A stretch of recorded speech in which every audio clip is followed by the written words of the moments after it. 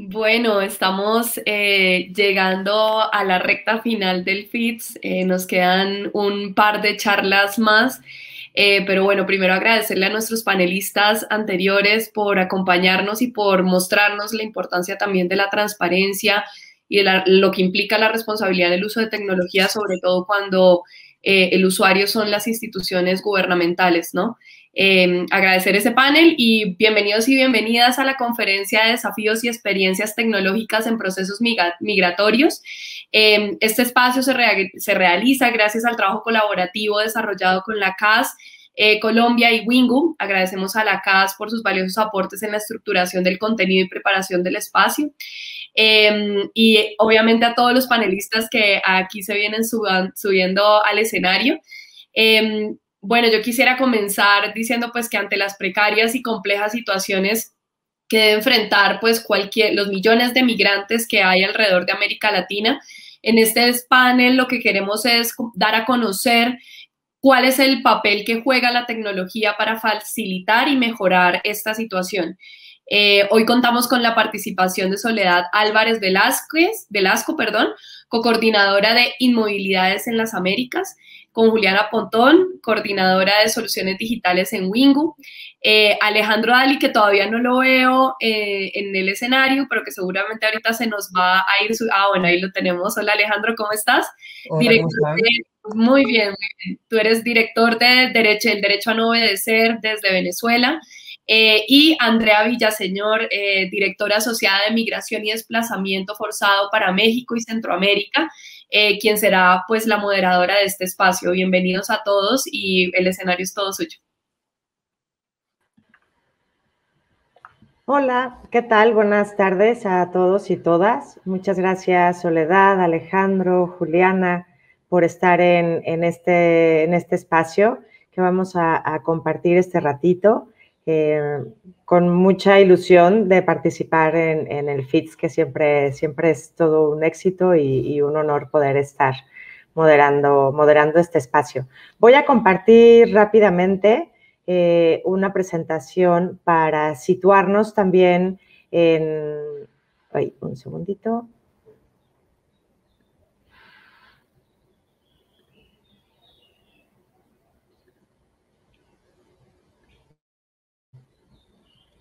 No sé si... Sí, ahí va.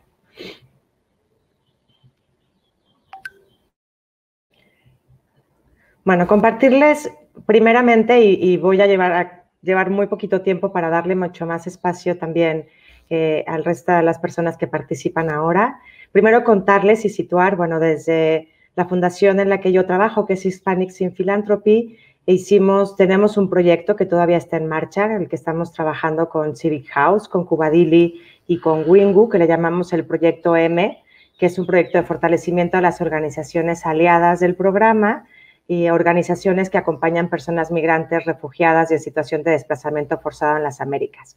Por situar un poco cuál es la realidad de la situación de la movilidad en las Américas, aquí les pongo unos datos, ¿no? De 79.5 millones de personas en el mundo han tenido que salir de sus hogares. 890,000 personas del norte de Centroamérica han buscado protección en la región o también en Europa el año pasado. 5.5 millones de personas han salido de Venezuela en los últimos años, mayoritariamente hacia América, pero también hacia Europa. Hablar de los desafíos, ¿no? De la migración, por ubicar que la migración forzada es multicausal. Cada vez es más la migración forzada que la elegida. También responde a causas estructurales por las crisis de las democracias, las desigualdades. La dinámica de los flujos son muy complejas, cambian continuamente también. También cada vez vemos más migrantes en situaciones de vulnerabilidad extrema. La situación de las externalizaciones de la frontera es cada vez más frecuente, lo vemos en Europa, lo vemos aquí también en América, en las distintas fronteras. También vemos las narrativas que cada vez son más criminalizadoras hacia las personas que salen de sus países. ¿Qué oportunidades identificamos en la realidad migratoria en el continente? Pues primero el abordar las causas raíz de las migraciones. Si no hablamos de las causas, va a ser muy difícil encontrar respuestas que sean respetuosas de los derechos humanos. También vemos la migración como una oportunidad. el poder de las narrativas y la tecnología como una herramienta que es muy poderosa. El trabajo que hicimos en conjunto con Wingu y Cubadili fue realizar un discovery, un diagnóstico con las organizaciones que acompañamos desde Hispanics in Philanthropy. Las organizaciones están ubicadas en todo el continente. La mayoría tienen bastantes años ya también de estar trabajando y de brindar servicios en la región a poblaciones migrantes. Hubo pues bastantes de los países, casi la mayoría de países de Centroamérica, México, Estados Unidos y algunas representaciones también de Sudamérica. El conjunto de las organizaciones que participaron en esta encuesta acompañan a un promedio más o menos de 560,000 personas en movimiento. Participaron 44 organizaciones, ¿no?, en todo el continente que les mencionaba ahora.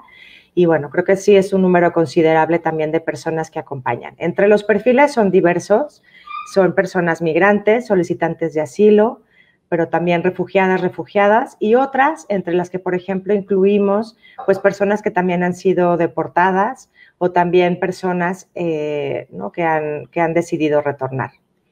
La colaboración entre las organizaciones, ¿no?, estos son los temas en los que las organizaciones identificaron que hay mayor coordinación y colaboración entre ellas. Algunos de los hallazgos interesantes también, bueno, tiene que ver con la sostenibilidad, ¿no? La mayor parte de las organizaciones realmente no podrían sobrevivir más de 12 meses sin su principal fuente de ingresos, ¿no? Esto pudiera ser como ¿no?, también una oportunidad, pero también es un riesgo de sostenibilidad para el trabajo de muchas de las organizaciones. Sobre el uso de tecnologías, y aquí me detengo un poquito más, se identificaron 3 ejes. Uno, que tiene que ver con el almacenamiento efectivo de los datos, donde un 37% de las organizaciones usan bases de datos en Excel o en plantillas. Para las plataformas virtuales, para la colaboración interna, el 70% de las organizaciones no conoce o utiliza plataformas virtuales. Esto también es importante situarlo en el tiempo porque esta encuesta la hicimos ya al final del 2020, cuando ya teníamos varios meses también de pandemia, con lo cual también esto implica nos refleja también que fue un reto muy grande para las organizaciones, ¿no?, el tema de la colaboración y el trabajo virtual sin el conocimiento y sin el manejo de muchas de las plataformas. El otro elemento importante, el otro factor, fue el uso de datos para la generación de campañas. Aquí, bueno, el 31% no utiliza las bases de datos o los datos para la generación de las campañas, lo cual bueno, pues hay un gran porcentaje de las organizaciones que sí lo utilizan, pero hay una oportunidad también para quienes no lo hacen aún.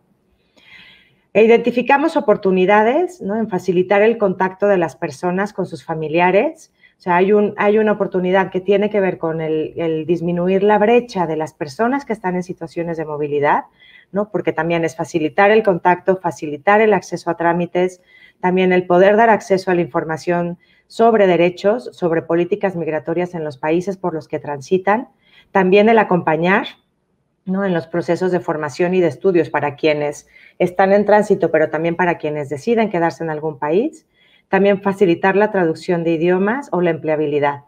Los desafíos es lograr mayor capacidad instalada de las organizaciones para el uso de la tecnología, sigue siendo un gran reto, también acompañar el proceso de alfabetización digital con la población migrante y conectar con el equipo necesario. Hasta aquí, bueno, dejo yo de compartir y también quisiera sí, dejé de compartir, ¿verdad? Sí. Y quisiera entonces dar pie y escuchar, ¿no?, con muchísima atención también a las iniciativas que hay en la región que tienen que ver con los flujos migratorios, con el reto para la migración, con este vínculo también y las experiencias con la tecnología en los procesos migratorios. Entonces, bueno, Juliana, ella es coordinadora de soluciones digitales en Wingu. También ha estado colaborando también con HIP en estos procesos. Y entonces, bueno, te doy la palabra a ti, Juli, si nos quieres compartir también el mapa narrativo. Gracias, André. Hola a todos.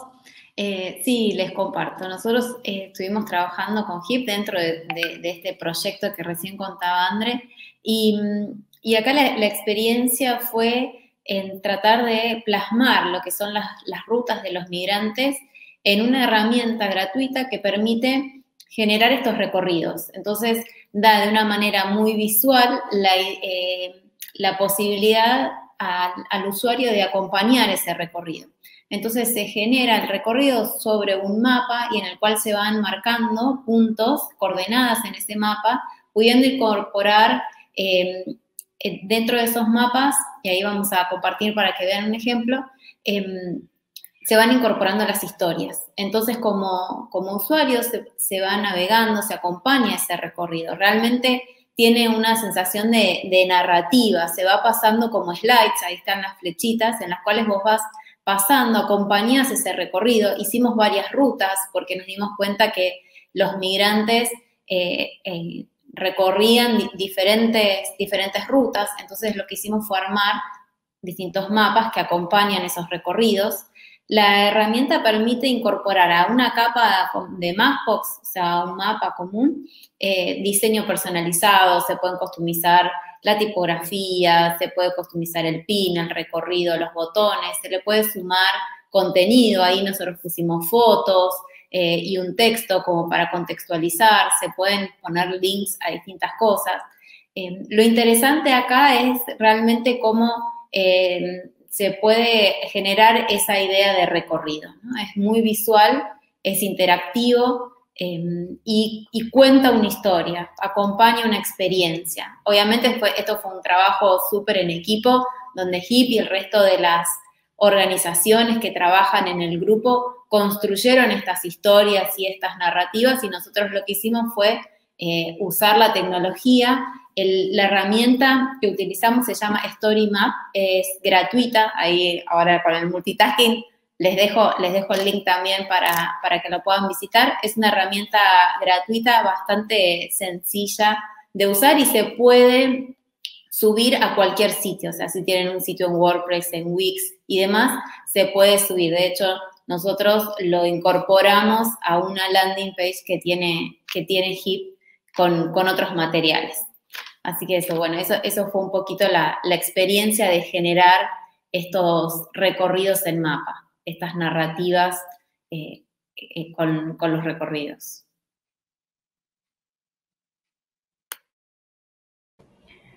Listo, muchas gracias, Juli. Bueno, más adelante tendremos un poquito de tiempo de conversación también, ¿no? De hablar sobre los retos también, pero quisiera dar pie ahorita a que nos cuente Alejandro Dali de Derecho a no obedecer, director del Derecho a no obedecer y codirector del Barómetro de Xenofobia. Su propósito es empoderar a jóvenes para que descubran su mejor versión para el mundo. Entonces, Alejandro, la pregunta para ti, ¿no? Y también para Soledad, que nos acompañará y que hablará ya después de que tú nos hagas la presentación. La pregunta sería, ¿a qué otros problemas detectan ustedes que se enfrentan las personas migrantes? ¿Qué es lo que ustedes desde su experiencia han estado viendo y qué proyectos han realizado para dar respuesta a estos problemas? Muchísimas gracias, Andrea, por la pregunta y muchísimas gracias a todas y a todas las personas que nos están escuchando el día de hoy acá desde el FITS. Me disculpo por mi tono de voz, le decía ahorita por interno al equipo que tengo faringitis, entonces haré el mejor esfuerzo para que me escuchen bien, pero si en algún momento se escucha pasito, por favor, coméntenme. Y también les compartiré un poco mi pantalla y con eso lo que hemos venido aprendiendo y haciendo desde el derecho a no obedecer y desde el barómetro de xenofobia. Entonces, no, aquí no es, acá.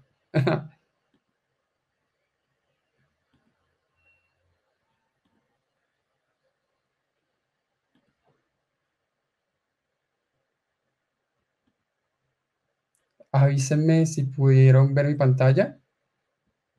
Creo que no, ¿verdad? No, no todavía. Vale, ¿puedes volver a intentar, porfa?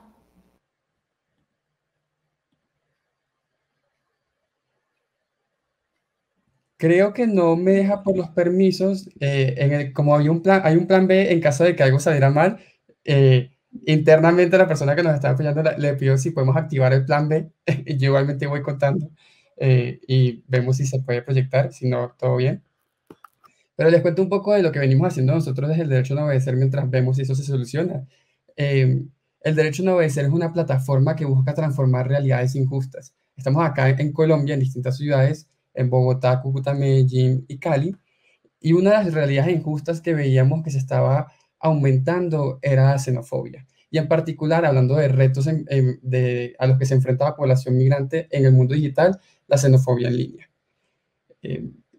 Un poco lo que nosotros veníamos haciendo era tratar de crear formas en las que podíamos contrarrestar estas narrativas que las personas migrantes estaban enfrentando en el mundo digital, estas narrativas de xenofobia. Y eso lo hicimos a través de un proyecto que sigue andando hermoso, que se llama Tu Bandera es mi bandera, en el cual buscamos impulsar procesos de integración social y cultural a nivel comunitario en distintas ciudades de Colombia. Aquí pueden ver algunas de las acciones que hemos hecho. El Monumento de los Héroes en Bogotá, por ejemplo. Siguiente, porfa. Y este proyecto nos ha permitido a nosotros tener un impacto tremendo. Hemos movilizado a lo largo de estos 2 años y medio más de 115.000 personas con mensajes por la integración. Pero algo que aprendimos durante todo este proceso fueron algunos retos muy fuertes a los que se enfrentan las personas migrantes cuando hablamos de integración y cómo la tecnología puede solucionar o puede ayudarnos a crear nuevas formas de integrar a las personas migrantes. Por ejemplo, actualmente, en un proyecto muy chévere que estamos haciendo con la Fundación Konrad Adenauer y con el Center for Global Development, vamos a desarrollar un proyecto para captar información a través de WhatsApp de mujeres migrantes en distintas ciudades del país, para entender cuáles son los retos y las barreras a las que ellas se enfrentan para acceder al mercado laboral y a otras instancias y a otros, esferas de la vida pública que también hacen parte de la integración. Uno va haciendo desde el activismo un montón de acciones distintas para lograr la integración, pero se da cuenta que la forma y la capacidad que tienen las personas migrantes de acceder a ciertas cosas no es la misma porque no tienen el mismo acceso a ciertas herramientas tecnológicas que otras personas. Partimos de muchas personas que no tienen un teléfono inteligente o que si lo tienen, la única herramienta que tienen normalmente es WhatsApp, por ejemplo. Eso es un reto enorme. Otro reto enorme que hemos encontrado, siguiente, por favor, es que en la conversación en línea, en particular en otras plataformas como Twitter o también en medios de comunicación, vemos un incremento enorme en la conversación de xenofobia, es decir, en los discursos de odio hacia las personas migrantes. Y para ponerlo en otras palabras, imagínense un poco ustedes llegar de Caracas, caminar 4, 5, 6 días sin parar y entrar de casualidad a Twitter y ver en tendencia, y disculpen, pero eso fue lo que fue la tendencia, algo como venecos de mierda o alguna grosería que llegó a ser tendencia y tú llegas y dices, pero bueno, yo me fui de mi país porque no tenía otras opciones y encuentro ahora que hay una tendencia generalizada de un discurso de odio contra mí o contra cualquier persona que tiene mi nacionalidad. Y eso es un reto enorme frente al uso de la tecnología de estas personas y cómo ellas interactúan con la tecnología y con las redes sociales. Algo que hicimos para enfrentar eso fue desarrollar un proyecto llamado el Barómetro de Xenofobia. Entonces, si quieres, siguiente, por favor. Y este proyecto se centraba en una pregunta clave, que es cómo medir los brotes de xenofobia en Colombia, pero también en toda América Latina. Y actualmente, digamos, también lo estamos haciendo, por ejemplo, en el Perú. Siguiente. Siguiente. Yo voy a pasar todas estas para que haya más rápido. Entonces, si quieres, siguiente también, por favor. ¿Esto cómo lo hacemos? Aquí está. Y aquí es algo muy interesante porque la tecnología también nos puede ayudar a solucionar problemas muy complejos como los discursos de odio. Y aquí lo que estamos haciendo nosotros es utilizar algo que se llama social listening. Utilizamos una plataforma que se llama Brandwatch para recolectar información de todos los tweets públicos, noticias en medios de comunicación y cualquier página web en Colombia y en Perú asociada a las personas migrantes. Y luego de que identificamos toda esa conversación, la separamos en 5 categorías: salud, xenofobia, educación, seguridad y trabajo. Eso nos permite a nosotros entender qué se dice de las personas migrantes en estas distintas categorías, también para dar recomendaciones sobre cómo enfrentar estos temas. Rápidamente les voy a decir 3 aprendizajes clave que hemos aprendido de esto. Primero, entonces si quieres siguiente. Sí, no, ya imaginé que por el problema anterior no se iba a ver el video, pero se los voy a dejar por aquí por el chat para que lo puedan ver, que es un video súper interesante que armamos, pero bueno, la tecnología sigue siendo un reto, ¿no? Hasta para nosotros en estos momentos. Entonces, si quieres siguiente. Primer mensaje clave. Algo que identificamos es que los mensajes de odio están completamente vinculados con los mensajes que conectan a las personas migrantes con crímenes. Cada vez que hay una noticia que vincula a una persona migrante con un crimen específico, se incrementan los niveles de xenofobia, como pueden ver en la imagen. Esto es un reto cuando hablamos de tecnología y la forma como las personas migrantes, digamos, se conectan a las redes sociales, pero también cómo las comunidades de acogida los, digamos, interpretan. Segundo, la xenofobia no es igual en todos los territorios. Esto es algo súper importante también que se puede obtener a través de la tecnología. Nosotros lo que hicimos fue crear un indicador que se llama la tasa de xenofobia. Y acá pueden ver el mapa de Colombia con sus distintos departamentos, los distintos niveles de xenofobia que hay en distintos departamentos. Esto nos ha permitido corroborar algo como, por ejemplo, que en la frontera entre Colombia y Venezuela los niveles de xenofobia son menores, pero en el centro del país los niveles de xenofobia son mayores. Y eso implica que las medidas que tenemos que tomar en distintos departamentos son distintas. Las campañas no pueden ser similares en todo el territorio porque los imaginarios detrás de la xenofobia son distintos en cada departamento. Y tercero, y con este ya podemos dejar de compartir después de que lo cuente, las declaraciones de funcionarios públicos juegan un papel fundamental en los discursos de odio. Acá pueden ver las tendencias luego de las declaraciones de la alcaldesa de Bogotá, Claudia López, en las que mencionaba que las personas migrantes eran responsables de alguna manera de los hechos de violencia que estaba viviendo Bogotá, y vimos un incremento de 800% en los discursos de xenofobia en todo el país, no solamente en Bogotá. Y entonces, otra vez, usted se puede imaginar, persona migrante que puede estar haciendo un proceso de migración, por ejemplo, de Ipiales a Ecuador, y encuentra un trending topic de algo que pasó en Bogotá, en el que una persona que es una funcionaria pública, pero tiene legitimidad en redes sociales, convierte tendencia sin querer, pero pasa por la responsabilidad de tener ese tipo de cargos, un discurso de odio. Y entonces esa persona que está en Ipiales termina viéndose enfrentada en redes sociales y también probablemente en la vida real con prácticas discriminatorias, y todo comenzando por un tweet. Entonces la tecnología representa un reto enorme, pero también una probabilidad muy buena de entender mejor este reto.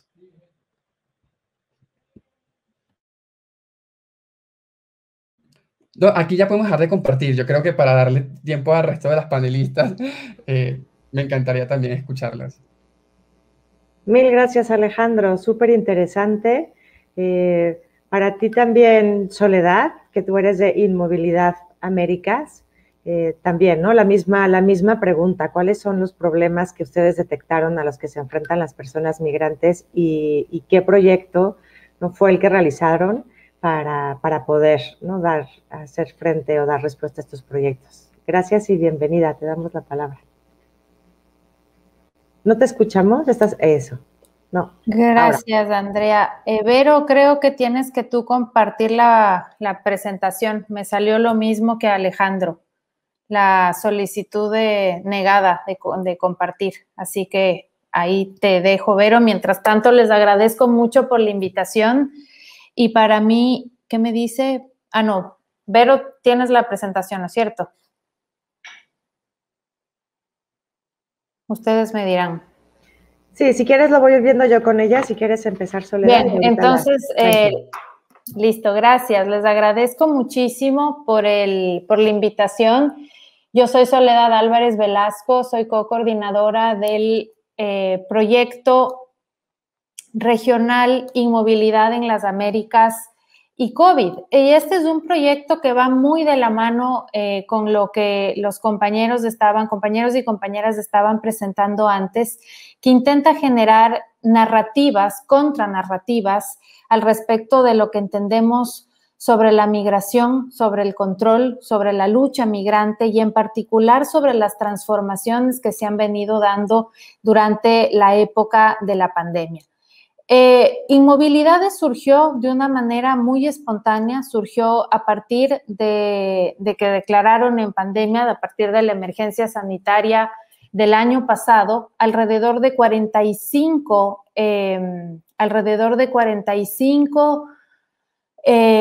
investigadores, nos reunimos, investigadores de distintos, ¿saben qué voy a hacer? Discúlpenme que me despisté, pero me dicen que no tienen acceso tampoco a la presentación. Andrea, sí, tú dime. Si querés volver a intentar, ahí te... A ver, perdónenme. No hay problema. Déjenme ver.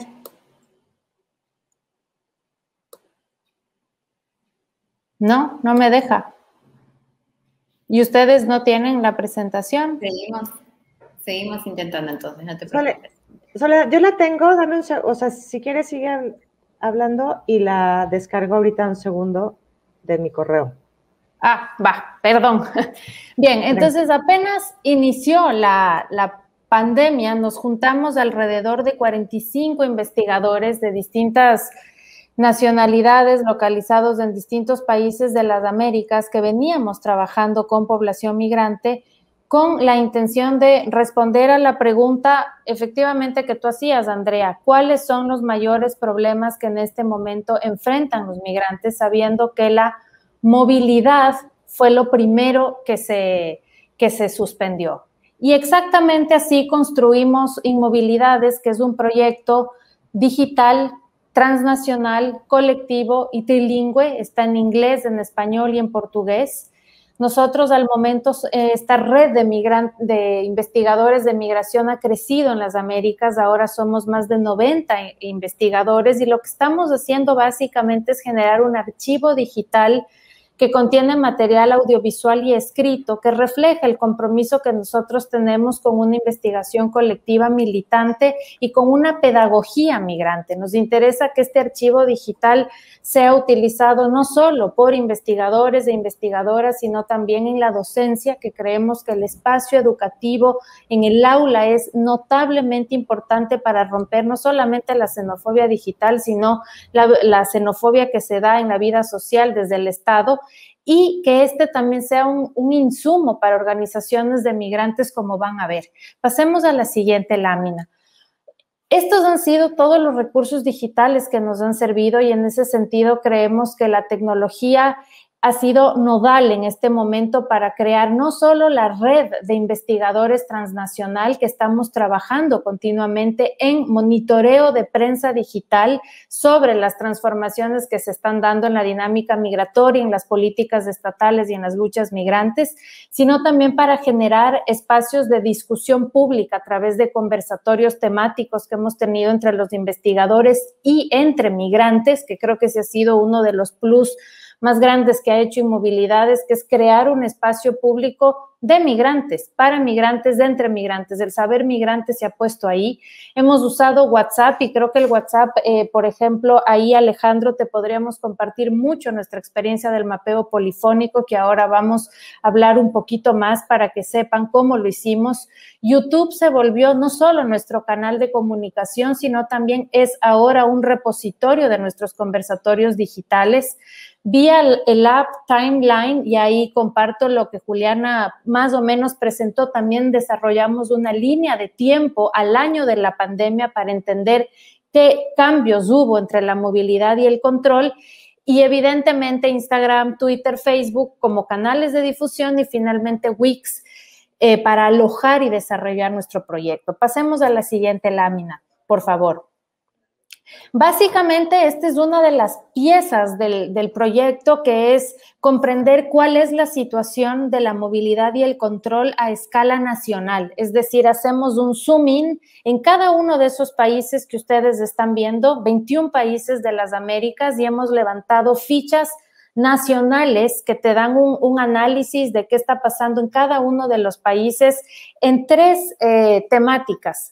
medidas de control que han adoptado los países frente a la población migrante, situaciones de alerta que están enfrentando migrantes, sobre todo irregularizados, solicitantes de asilo, niños en muchos casos, deportados, inmigrantes que recomienzan la ruta, y por último, cuáles son las respuestas sociales. Y ahí no solo vemos las formas de solidaridad y de resistencia migrante en ruta, sino también cómo se han generado brotes de xenofobia, tanto social y estatal. Pasemos a la siguiente lámina, por favor. Un segundo nivel de análisis ha sido generar reflexiones regionales. Superando un nacionalismo metodológico, hemos creado reflexiones sobre cuáles son las situaciones en común en las Américas, que no solo están sucediendo en un país, sino que suceden en toda la región. Y estas tienen que ver con los efectos del hipernacionalismo selectivo, de la externalización de la frontera de Estados Unidos al sur, de la detención, la deportación, la producción del miedo al migrante como forma de control, la carga de los trabajadores migrantes como trabajadores explotables y desechables, además de políticas de limitación del refugio. Todo esto lo hemos vertido en producir textos educativos, reflexivos, académicos, todo digital. Y además, pasemos a la siguiente lámina, la reflexión regional también se ha vertido en estos conversatorios que para nosotros han sido espacios sumamente enriquecedores de debate regional también. Pasemos a la siguiente lámina. Y este quizás fue el más importante, la primera asamblea de migrantes que hicimos el mes pasado, donde migrantes de distintos países, migrantes latinoamericanos localizados en distintos países, además participaron públicamente para contar y debatir sobre su situación crítica. Y ahí creemos que la tecnología fue notablemente importante porque se generó un espacio digital transnacional de diálogo horizontal sobre las mayores problemáticas que los migrantes enfrentan. Se generó un espacio de intercambio de saberes entre ellos. Ellos empezaron a dar una serie de tips y estrategias de cómo sobrevivir, cómo resistir, cómo luchar por sus derechos, muy potente, y por supuesto fue un espacio de reflexión colectiva. Pasemos a la siguiente lámina. También lo que hemos hecho, y aquí está el espacio mimado de inmovilidades, que es el mapeo polifónico, en este año entero hemos recolectado 70 testimonios de migrantes de distintos países que hemos compuesto de alguna manera un mapa de voces migrantes, como decimos. Lo que hicimos fue pedir a migrantes con los que nosotros trabajábamos antes o migrantes que fuimos conociendo durante este tiempo que puedan, por favor, grabar su voz en audio vía WhatsApp sobre qué están viviendo en la pandemia y cómo la pandemia está afectando a su vida cotidiana. Ese mapeo ha sido muy, muy rico porque damos cuenta de situaciones de distintos países, nacionalidades, edades, condiciones sexogenéricas, y creo que eso puede servir mucho para el aprendizaje que ustedes también quieren tener, Alejandro. Y por último, y con esto ya cierro, pasemos a la siguiente lámina, logramos producir dos líneas de tiempo digitales ahora mismo que acabaron de salir al aire, construidas con esa app que les dijimos para que se pueda contrastar cómo la movilidad y el control fue cambiando a lo largo de este año. Todo este trabajo, como ustedes pueden ver, ha sido un trabajo basado en la tecnología, basado en las redes digitales, que apunta a generar una concientización sobre migración y que sin duda tiene mucha potencia en términos pedagógicos y ojalá políticos. Gracias. Mil gracias, Soledad. Súper interesante, ¿no? El tiempo se nos está yendo volando, pero bueno, como algunos elementos para destacar, tú también, Alejandro, ya nos adelantabas algunos de los retos y aprendizajes, ¿no? de este caminar. Yo quisiera como destacar también, ¿no? La importancia de ver la información en su conjunto, no de manera aislada. También creo que es la importancia de la colaboración. Es imposible tanto manejo también de información y análisis sin la colaboración. Y un elemento también ahí con la seguridad de la información. Y también, ¿no? Que también como un gran reto que seguramente no nos va a dar tiempo para hablarlo ahora, pero bueno, dejarlo ahí para otra conversación también. Y la otra, la importancia también y el impacto que tienen los discursos de quienes también están en el poder y cómo ayudar, ¿no? Quienes están o ejercen puestos públicos y la importancia también de esa colaboración para la formación y dar más elementos para esa discusión pública. Entonces, bueno, Alejandro, yo también dejar un poco más a la conversación, dejarlo como más abierto, y también ya Soledad adelantabas algunos elementos para Alejandro quizás, ¿no? Vale. Yo, si quieren, comienzo diciendo que tremendo trabajo, Soledad. Yo conozco, aparte de los investigadores acá en Colombia de inmovilidad, eh, pero la verdad que impresionante el trabajo del mapeo polifónico. Y creo que lo que me encanta a mí de estas conversaciones es que uno siempre se va con ideas nuevas de cosas por hacer. Entonces estoy como fascinado por eso.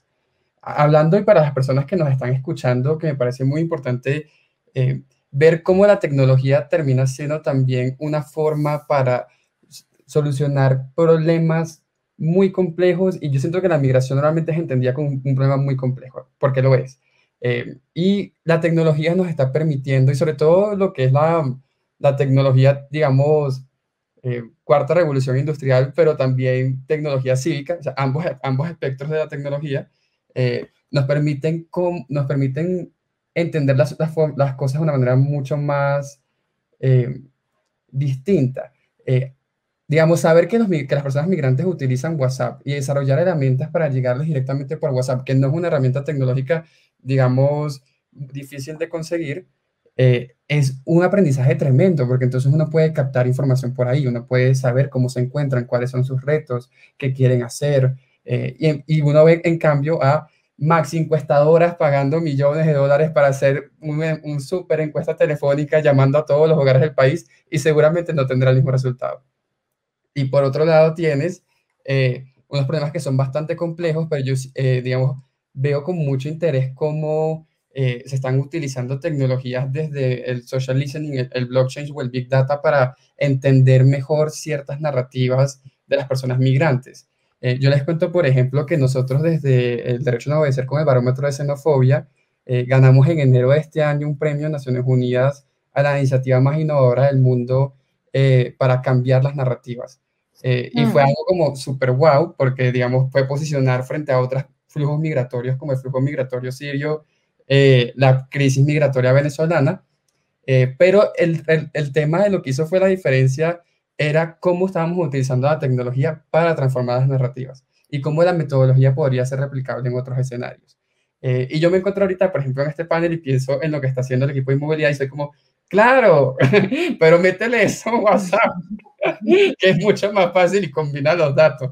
Ese es el tipo de cosas que yo creo que hay que hacer. La migración es tan diversa que yo creo que siempre hay que tener diálogos para ver cómo podemos encontrar otras formas de usar tecnología para enfrentar los retos.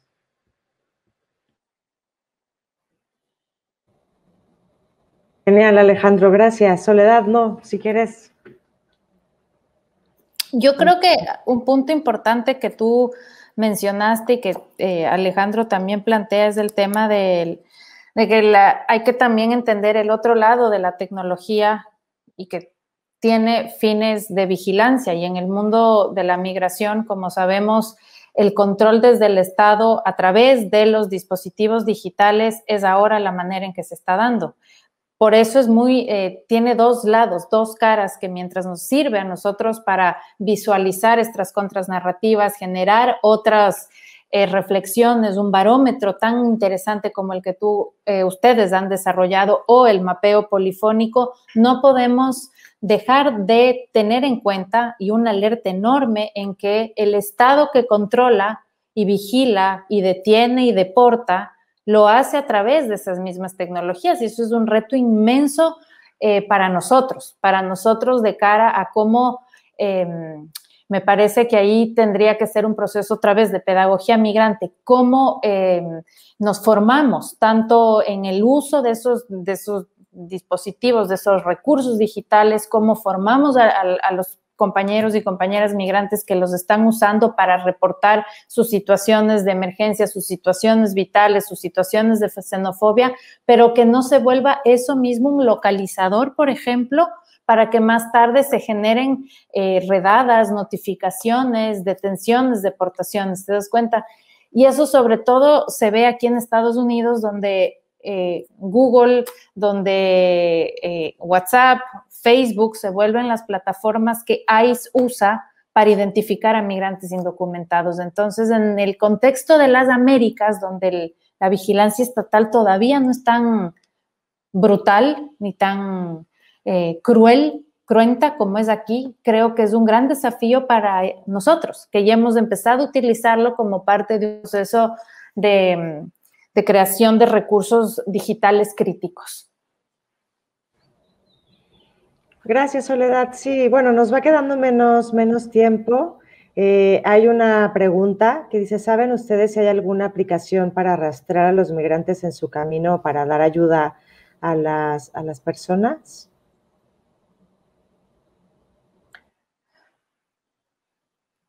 Del lado de las Américas, yo no conozco. Del lado entre Europa y África, en el Mediterráneo, existen una serie de aplicativos, pero nuevamente lo que decíamos antes, esos mismos aplicativos pueden ser otra vez interferidos por el propio control estatal y la seguridad. Por lo tanto, creo que para quienes desarrollan eso es importantísimo pensar, no sé, de manera muy creativa en cómo superar esa vigilancia estatal. Ahí el desafío, ¿no? De hacer un uso ético de Exacto, la ética. Sí. Entonces, nosotros de Winwood siempre pensamos, es muy importante esto de la seguridad de datos, especialmente cuando se trata de migrantes, son datos muy sensibles, hay que tener mucho cuidado dentro de las organizaciones, cómo se tratan y dónde se almacenan esos datos, y también que puedan, a través de estas campañas de incidencia y demás, apoyar a esa alfabetización digital de toda la comunidad, del migrante, y que sepa los riesgos a los que se puede exponer con un uso por ahí no tan responsable de la tecnología. Y también como sociedad, bueno, ¿qué queremos exigir a los gobiernos y a las políticas sobre el uso de estos datos, ¿no? Que hay mucha controversia, hay países donde hay más legislación y hay otros, como en América Latina, que por ahí la legislación es más floja, o por ahí la legislación hay, pero no se cumple tanto, ¿no? Entonces ahí están esas dos caras del uso de la tecnología. Y por otro lado, de todas maneras, sí hay grandes beneficios de usar la tecnología. No todas las cosas son complejísimas, o sea, hay cosas muy sencillas que se pueden aplicar. Esto del social listening es súper interesante, se puede hacer un montón, pero hasta de cosas muy, muy sencillas como poner una alerta que lo puede hacer cualquiera en un navegador y le va a decir cuando se menciona cierta frase o cierta cosa. Entonces está bueno explorar las distintas opciones que hay. Alejandro, ¿querías decir algo? Te veía. Vale. Rápidamente iba a decir que estoy de acuerdo con lo que dice Juliana, porque uno sobreentiende que está mal, que las personas migrantes entienden los riesgos a los cuales se enfrentan con cierta exposición digital, sobre todo en escenarios en general como en las Américas, donde los estados tienden a utilizar la tecnología para hacer estas medidas de represión, que lo hemos visto sobre todo en violencia policial, que también es uno de los paneles que estaba sucediendo acá en el FITS. Pero imagínense esa misma violencia policial con una de las instituciones más policivas de todas, que es siempre, ¿cómo se llama? ICE, el equivalente a ICE, y aquí es migración. Migración es como la institución policiva de todos los estados, entonces tiene todos los males, pero para las personas migrantes. Entonces ustedes imagínense todas esas herramientas juntas. Hay que hacer un ejercicio de alfabetización y cuáles son los riesgos que se enfrentan las personas migrantes. Pero quería terminar con la nota positiva que decía Juliana. No todos los problemas son, o sea, no todas las tecnologías son complejas, y creo que el reto está en que podamos, como personas que trabajamos con personas migrantes, identificar realmente cuáles son las necesidades, porque a veces la necesidad puede resolverse con un grupo de Facebook coordinado entre todos, y eso alcanza a ser una tecnología tremenda para solucionar y entender cuáles son los problemas de una comunidad específica. Y creo que el reto está ese, ¿qué realmente nos está diciendo la gente? Y la solución puede ser o súper elaborada, que también está bien, o muy concreta. En general, es cómo utilizamos la tecnología para hacerle la vida más fácil a las personas migrantes, entendiendo los retos que también ellas enfrentan por ello. Totalmente, Alejandro. Mil gracias. Nos quedamos ya sin tiempo. Ojalá podamos seguir la conversación. Gracias también por este último tono que le das también positivo. Y yo también quisiera aumentar, como para cerrar, si me lo permiten, el decir la importancia de la colaboración, ¿no? De la colaboración, de la importancia que también desde distintos sectores, y yo también hay el llamado a la filantropía a apoyar este tipo de iniciativas y también a sumar a las propias personas, ¿no? Que ellas sean las mismas que nos vayan diciendo. Les agradezco un montón, ha sido un panel súper interesante y espero que podamos continuar. Muchísimas gracias a todas y todos. Gracias a todos ustedes, hasta luego. Muy bien.